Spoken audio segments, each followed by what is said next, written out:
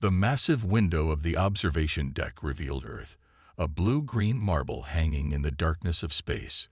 Captain Alan Morris of the diplomatic vessel Endeavour stood with his hands clasped behind his back, his weathered face reflecting in the glass. "Beautiful, isn't it?"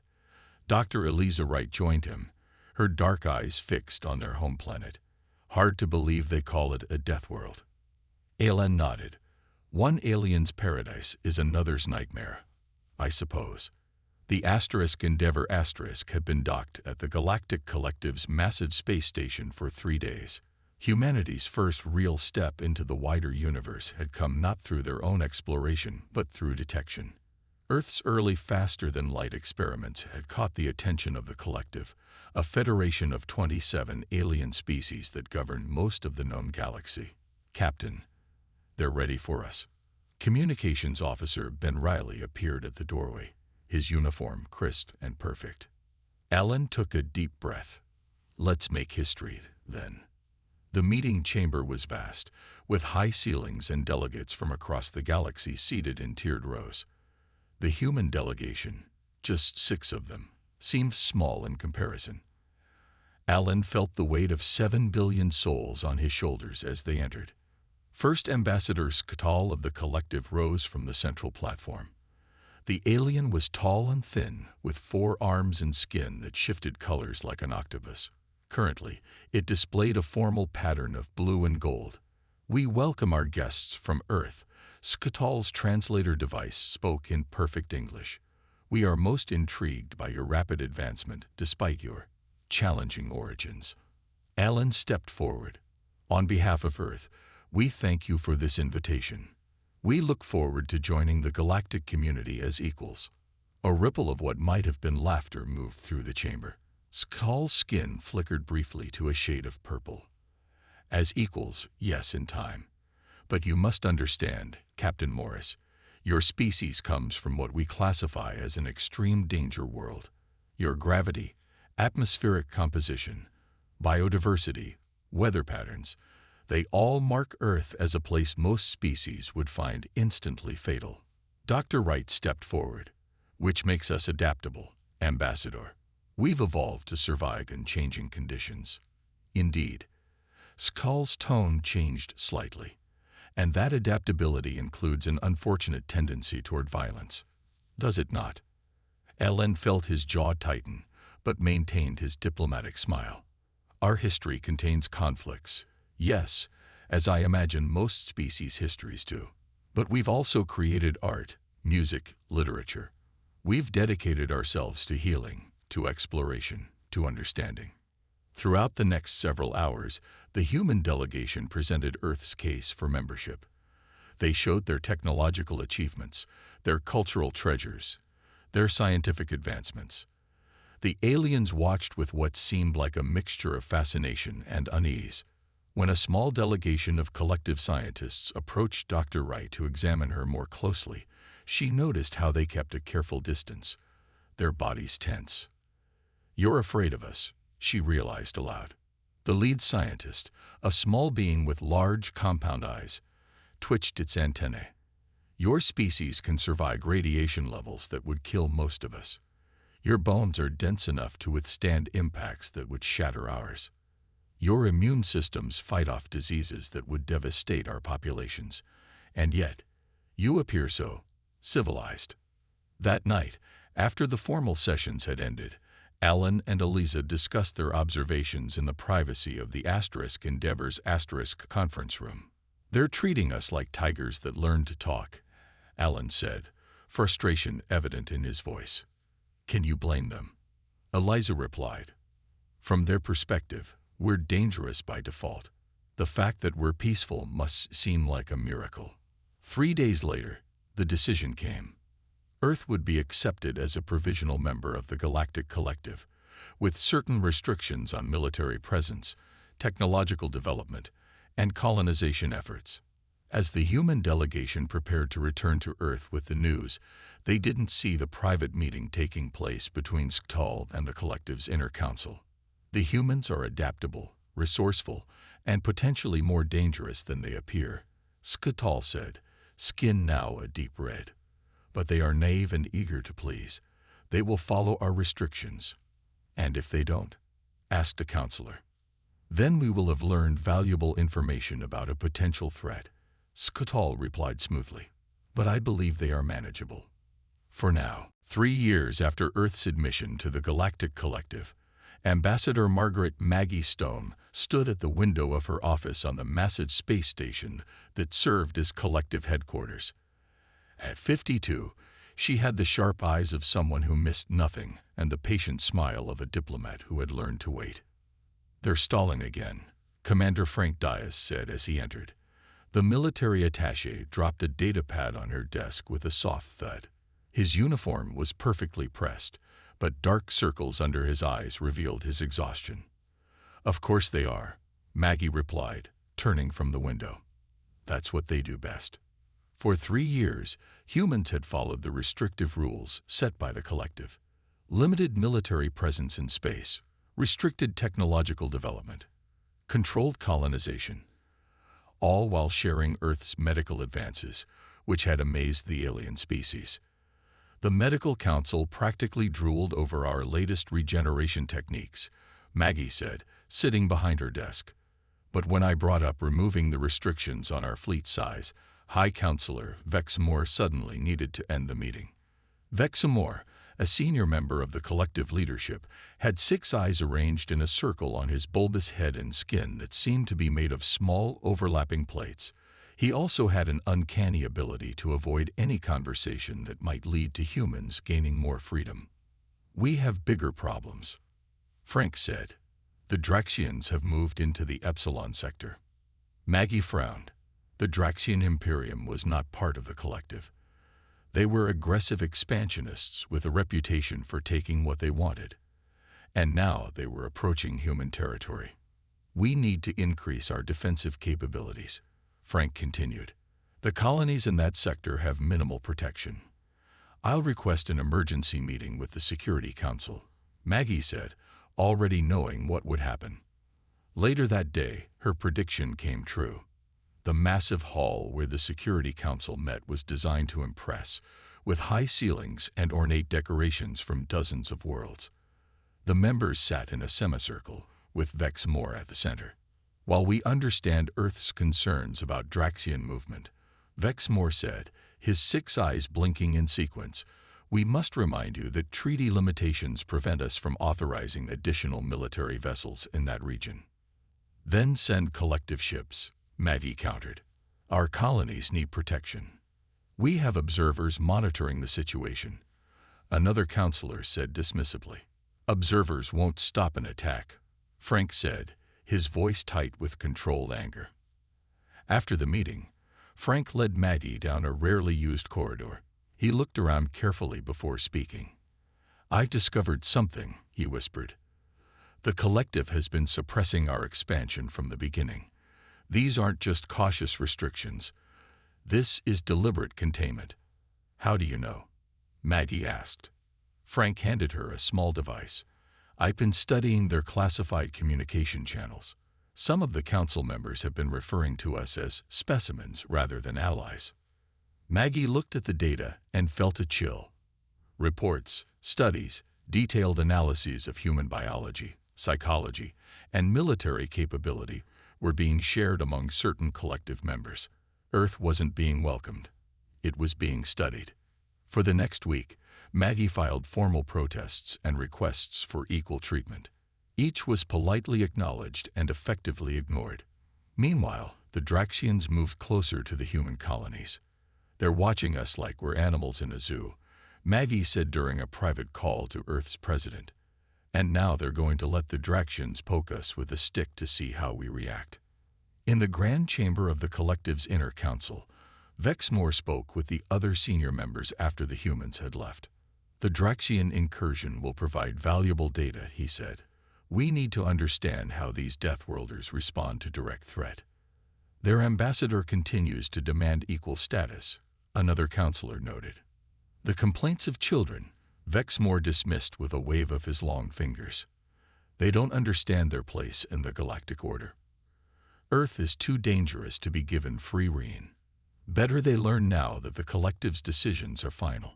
What none of them realized was that a small human device, planted by Commander Diaz, was recording every word. The sky above New Terra colony burned. Admiral Olivia Martinez watched from the bridge of her flagship as the Draxian vessels moved into attack formation. Her hands gripped the console tightly, knuckles white. Enemy count at 17 capital ships and numerous smaller craft, reported her tactical officer. They're launching fighters. So much for peaceful expansion, Olivia said. Status of the evacuation: 30% complete. We need at least 2 more hours to get all civilians to safety. 2 hours they didn't have. Humanity's defense fleet consisted of just 5 warships and a handful of support vessels. All they were allowed under collective restrictions. The Pathfinder is requesting emergency communication, another officer called out. Lieutenant John Parker's face appeared on screen. The young scout pilot looked breathless, his small ship clearly moving at high speed. Admiral, I've discovered something you need to see. His image was replaced by footage of Draxian ships. Look at their weapons systems. Olivia leaned forward. Those are collective designs. How did the Draxians get them? There's more, John continued. I spotted a collective observation vessel near the Draxian fleet. They're not hiding. They're watching. Olivia felt cold anger settle in her stomach. They knew this was coming. The Draxians struck without warning. Their missiles slammed into the colony's defensive shields while their fighters screamed toward the surface. All ships, defensive pattern Delta, Olivia ordered. Our priority is protecting the evacuation transports. The human vessels moved into formation, outnumbered but determined.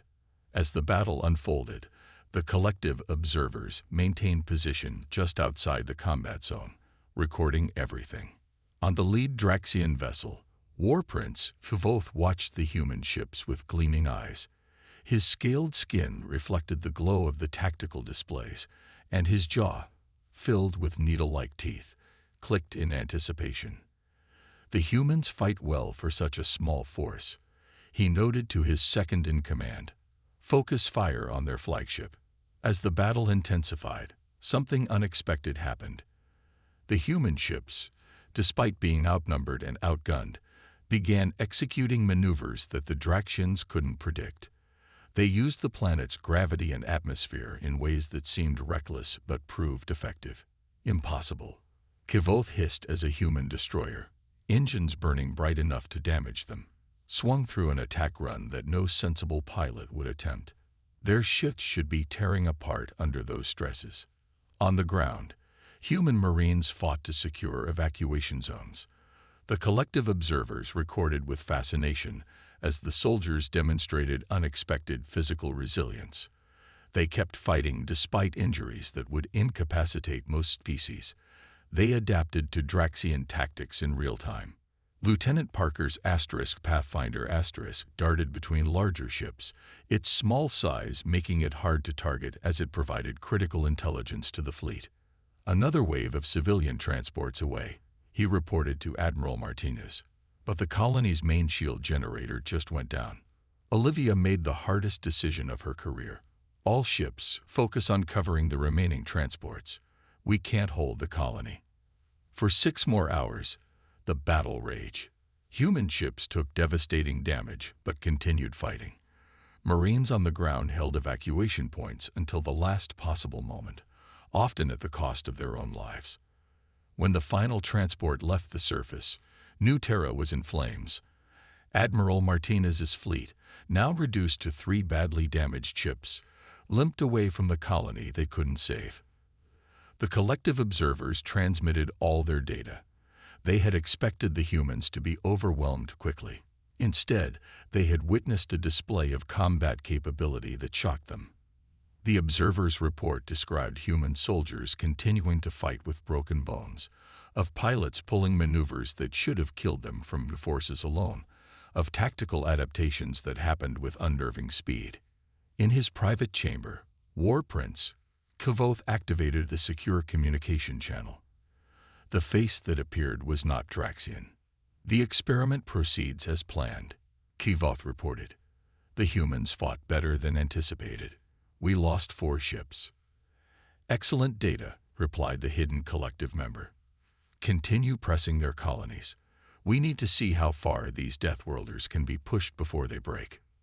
Neither realized that Lieutenant Parker's Pathfinder running silent and dark nearby, was recording every word. The emergency session of Earth's Defense Council had lasted 14 hours straight.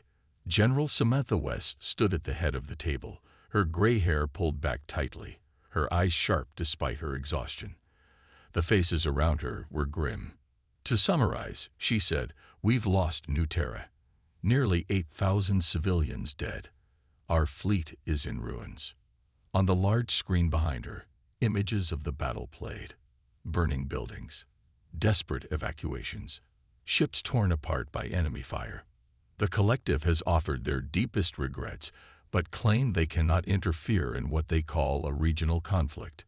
Ambassador Stone reported from her seat at the table. Her voice was bitter. They're sending medical supplies and observers. More observers, Commander Diaz muttered. Just what we need. The door to the council chamber slid open. A young man with disheveled hair and red-rimmed eyes rushed in, carrying a data tablet. Dr. Peters, General West acknowledged. You're late. I'm sorry, Dr. Kyle Peters said, his words tumbling out quickly. But you need to see this now. He connected his tablet to the main display. Lieutenant Parker's scout ship recorded a conversation between the Draxian commander and a collective member. That got me thinking. So I've been working nonstop, breaking through their security protocols.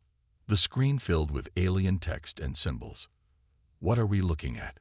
General West asked. The truth, Kyle replied. I finally got into their classified archives.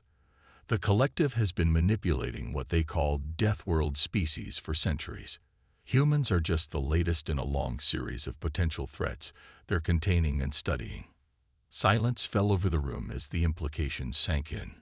The Draxian attacks, Kyle continued, were sanctioned by certain collective members to test our military capabilities. They wanted to see how we fight, how we react under pressure. More documents filled the screen: genetic sequences, military assessments, psychological profiles. They've been harvesting human genetic material, Kyle explained. Blood samples from our diplomatic staff, tissue from injured soldiers. They're researching bioweapons that would target humans specifically. General West's face hardened, and our so-called allies have been helping them. Not all of them, a new voice said. Everyone turned to see a small alien step into the room. Counselor Thrix had 4 arms and large, compound eyes that reflected the light. As a mid-level collective representative, he had worked with humans for years. Some of us believe what is being done to your species is wrong, Thrix said. I have brought more evidence. He handed a small crystal to Dr. Peters, who inserted it into his tablet. New files appeared: internal communications, secret directives, research priorities. The rules you've been following, Thrix explained, were designed specifically to keep your species weak and contained.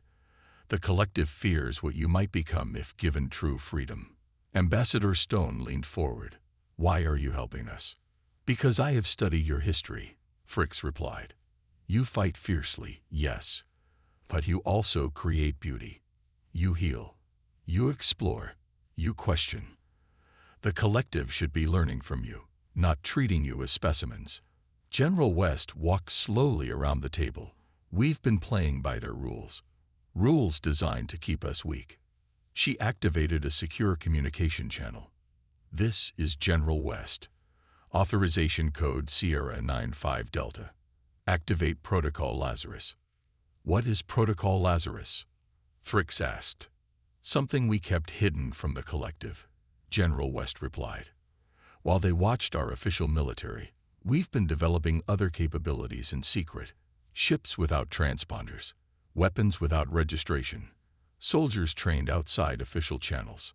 She turned to face the gathered leaders, her expression fierce. We tried diplomacy. We tried compromise. We tried playing nice. Now they'll learn what humans are truly capable of when we stop holding back. Ambassador Stone nodded slowly. I'll inform the President that we should formally withdraw from the collective and prepare for war. As the meeting ended, Dr. Peters approached General West privately. There's something else you should know, he said quietly. According to these files, we're not the first Deathworld species the collective has done this to. But we might be the first with a real chance of fighting back. General West looked out the window at the stars. Then we won't just be fighting for ourselves. We'll be fighting for all the species they've manipulated and controlled. She turned back to the room, her voice carrying a cold determination that sent shivers down the spines of everyone present. We tried diplomacy. We tried compromise. Now they'll learn what humans are truly capable of. Director Ryan Collins stood in the hidden command center deep beneath the Rocky Mountains. Around him, screens lit up one by one as systems long kept dormant came online. His face, usually calm and thoughtful, now showed grim determination. Status report, he said to the room of operators. Ghost Fleet is activating. All 73 ships report ready, said his second-in-command. Orbital platforms are powering up. The collective monitoring systems haven't detected them yet. For 5 years, Earth had been building in secret. While showing the collective their approved military forces, they had hidden their true capabilities. Ships without official records. Weapons developed in labs that didn't exist on any registry. Training facilities buried deep underground or hidden in remote areas. The Draxians have started attacks on Porter's World and New Eden, reported a communications officer. Their forces are twice the size of what hit New Terra. Ryan nodded. They expect the same easy victory. They're about to be disappointed. Across the galaxy, Commander Lisa Hayes and her Special Forces team approached the Draxian Command Center on Porter's World. Unlike the standard military uniforms the collective had seen, these soldiers wore advanced armor that enhanced their already formidable human strength. Remember, Lisa told her team through the comm. Quick and precise. We want them to know exactly who hit them. The Draxian guards never saw them coming. Using stealth technology developed in secret, the human forces entered the command center and disabled its communications. Within minutes, they had control of the facility. Lisa approached the Draxian commander, who stared at her with a mixture of shock and rage. Impossible, he hissed. Humans don't have this technology. You only saw what we wanted you to see, Lisa replied. Now go tell your leaders that Earth is no longer playing by collective rules. In space, the hidden human fleet revealed itself.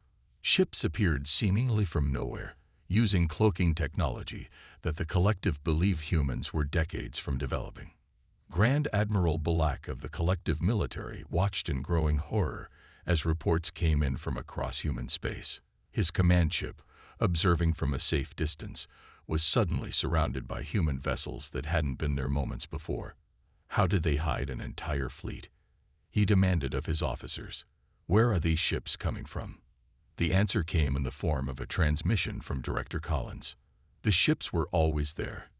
Admiral, Ryan said, his image appearing on Balak's screen. We just made sure you didn't see them. One of the benefits of evolving on a Deathworld is learning to hide from predators, and becoming predators ourselves when necessary. The human counterattack was unlike anything the collective had predicted. Their ships operated in environments that would normally be considered too dangerous, skimming the atmospheres of gas giants, hiding in radiation belts that would kill most species, using maneuvers that subjected their crews to G-forces that would crush non-humans. Collective scientists watched in fascination and fear as humans demonstrated why Deathworld species were so dangerous. They adapted to Draxian tactics in real time. They functioned despite injuries, fought through exhaustion, and showed a determination that bordered on terrifying. In one battle, human soldiers continued fighting after their life support was damaged, in an atmosphere toxic to most species, but merely uncomfortable to humans. In another, human ships deliberately flew through a meteor shower, taking damage but surprising their enemies on the other side. As fear spread through collective space, Humans began psychological warfare. They transmitted stories of Earth's deadliest predators, wolves hunting in packs, sharks smelling blood in the water, ants overwhelming prey many times their size. They compared their tactics to these creatures, deliberately playing up their Deathworld heritage. On his flagship, Grand Admiral Balak became increasingly desperate as the human forces outmaneuvered his fleet at every turn. "They're toying with us," he realized with growing dread. "They could have struck directly at our core worlds, but they're focusing on freeing their colonies and targeting Draxian forces." A junior officer approached nervously. "Sir, we're receiving reports of other Deathworld species beginning to resist collective control. They're citing the humans as inspiration." Balak's eyes widened in horror. "This is worse than we feared. Contact the High Council immediately." Back on Earth, Director Collins stepped into a heavily secured room where a single advanced device waited. He placed his hand on the scanner and spoke clearly. "Authorization Collins, Alpha 7-9. Activate Prometheus Protocol." Across human space, new weapons platforms came online. Technology far beyond what the collective believed humans possessed. "Now," Collins said quietly, "they'll see what we're truly capable of." President Sofia Rodriguez looked out the window of her office at the fleet assembling in Earth orbit. Ships of all sizes moved into formation, more than the collective had ever known humans possessed. Some were joined by vessels of other species, those who had also suffered under collective manipulation and now saw hope in the human resistance. "The Liberation Fleet is ready, Madam President," Admiral Joseph Williams reported. His uniform was simple, but his eyes reflected the weight of command. "We can move on the collective headquarters within 24 hours. "And the Draxian forces?" the President asked. "In full retreat. They didn't expect us to have hidden resources. When our ghost fleet appeared, they ran." President Rodriguez nodded. "Then it's time to confront those truly responsible." The massive human fleet jumped into faster-than-light travel, emerging near the Galactic Collective's headquarters, an enormous space station that served as the center of government for 27 species. Immediately, alerts sounded throughout the station. Inside the Grand Council chamber, High Counselor Vexmore stared at the tactical display with all 6 of his eyes wide in shock. "Impossible," he hissed. "Where did they get so many ships?" "Our intelligence said their fleet was destroyed. We only destroyed what they allowed us to see," a junior counselor said, trembling. "They were hiding their true strength all along." The communication screen activated, showing President Rodriguez's face. Her expression was calm, but her eyes were hard. "This is President Sofia Rodriguez of Earth. We come representing not just humanity, but all species who have been manipulated, experimented on, and controlled by the collective leadership." Vexmore stepped forward. "You are in violation of numerous treaties. Your ships will withdraw immediately or what?" She interrupted. "You'll reveal your true nature to the rest of the collective. We already have. The files showing how you've been manipulating Deathworld species for centuries have been transmitted throughout collective space." The chamber erupted in chaos as species who had not known about the conspiracy demanded answers. Several counselors suddenly found themselves facing accusations from their own people. "Our terms are simple," President Rodriguez continued. "Those responsible for the conspiracy will face justice. All restrictions on managed species will end immediately, and a new, truly equal alliance will be formed." Vexmore's skin changed to a deep red color. "You think you can dictate terms to us? We still have options." He pressed a hidden control on his console. Deep within the station, a massive weapon, designed as a last resort, began charging. It was aimed directly at Earth. "A doomsday device," he said, "powerful enough to crack your planet's crust. Even your hidden fleet can't stop it once launched." Alarms spread through the human command center. Admiral Williams quickly assessed the threat. "He's not bluffing," the Admiral told President Rodriguez. "Our sensors detect a massive energy buildup." What happened next shocked everyone watching. Instead of retreating, half the human fleet moved closer to the station. At the same time, 3 small ships broke from formation and raced toward the weapon's location. "What are they doing?" Vexmore demanded. "They can't possibly stop the weapon now." On one of the small ships, a team led by Commander Lisa Hayes prepared to board the station. Their mission: disable the weapon from inside. "Remember your training," Lisa told her team. "We're about to operate in an environment designed for multiple alien physiologies. The air might be thin, gravity could be wrong, and who knows what other surprises they have." In other words, one of her soldiers replied with a grim smile, "Just another day for Deathworlders." They breached the station's defenses, fighting their way through security forces. What the collective guards discovered, to their horror, was that humans weren't just strong and resilient. They were also willing to take risks no sane species would consider. While this was happening, something unexpected occurred among the collective species watching the confrontation. Many were horrified by Vexmore's actions and the conspiracy they had just learned about. Several ships from collective species broke formation and moved to join the human fleet. "What is happening?" Vexmore demanded, seeing allies turning against him. "The truth is happening," came a voice from the chamber entrance. Ambassador Stone walked in, flanked by Counselor Thrix and representatives from a dozen other species. "Not all the collective supported your actions, and now they're choosing sides." Outside, the largest space battle in galactic history was beginning. But unlike what Vexmore had expected, it wasn't humans against the collective. It was freedom against control. 5 years after the battle at the collective headquarters, Ambassador Daniel Wilson stood on the observation deck of the new Galactic Alliance station. The massive structure orbited a neutral star system, built together by species who once viewed each other with suspicion or fear. "Quite a view, isn't it?" Dr. Eliza Wright joined him, her hair now streaked with gray. As the leader of interspecies scientific cooperation, she had been instrumental in the changes of the past 5 years. "It's hard to believe how far we've come," Daniel replied. "From being viewed as dangerous specimens to helping build something new." The battle that day 5 years ago had changed everything. Commander Hayes and her team had disabled the Doomsday weapon with moments to spare. High Counselor Vexmore and his conspirators had been arrested by their own people, horrified at the secret manipulation of species. The council chamber had been destroyed in the fighting. Daniel remembered walking through its ruins with President Rodriguez as they negotiated the terms for a new beginning. Now representatives from over 40 species filled the new alliance chamber below. Among them were many from worlds once classified as Deathworlds, planets with conditions similar to Earth that produced species with remarkable adaptability and resilience.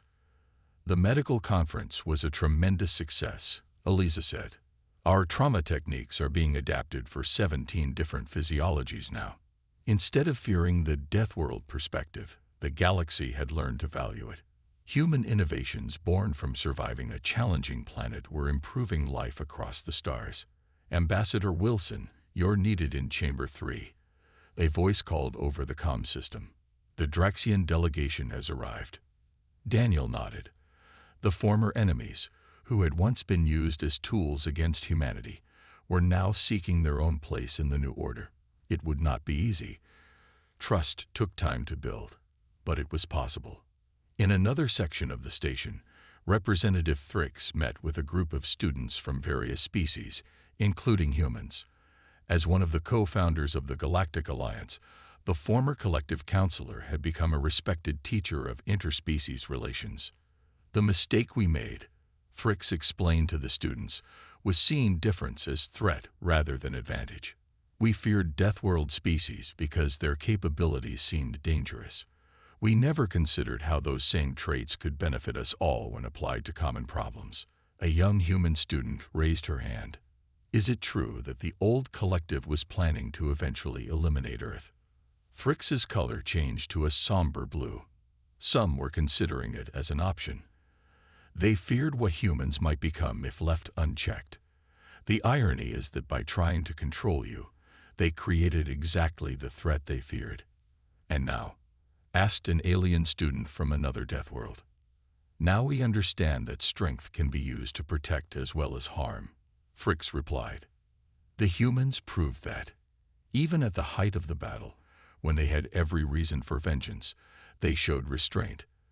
They targeted military installations, not civilian centers. They offered surrender terms repeatedly. Back in the main chamber, Daniel listened as representatives debated new trade routes between systems. Though some species still watched humans with caution, the fear had been replaced by respect. On Earth, children in schools learned about the conflict, but also about what came after.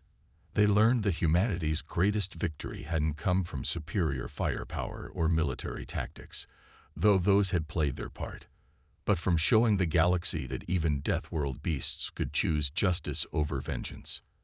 As the meeting concluded, Daniel met with an old friend, Admiral Williams, now retired from military service. Do they still fear us? The Admiral asked, watching the various species mingling in the hall. Some do, Daniel admitted, but it's a different kind of fear now. More like awe. They understand what we could do if provoked, which makes our restraint all the more impressive. The duality of being human, the Admiral said with a small smile. Dangerous enough to fight when necessary, compassionate enough to know when not to. Outside the station windows, ships from dozens of worlds moved through space together. Among them were vessels from Earth, no longer hiding their capabilities but using them to help maintain the peace they had fought so hard to create. The galaxy had learned an important lesson. Underestimating humans was dangerous, but so was failing to see that their Deathworld nature included not just the capacity for incredible violence, but also extraordinary compassion.